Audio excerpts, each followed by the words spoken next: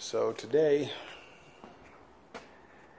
we are swapping an engine on a 2001 BMW 325i or CI.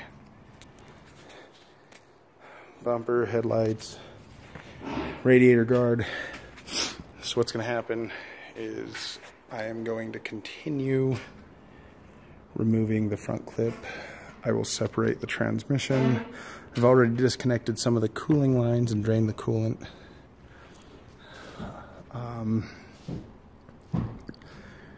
So motor's going to get swapped, clutch, new radiator, new expansion tank, new headlights.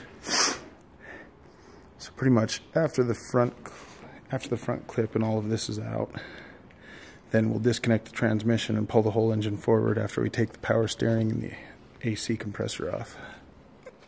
And then I'm taking the whole wiring harness with this one, as a new wiring harness came with the new engine. And I will put a follow-up sometime shortly later today.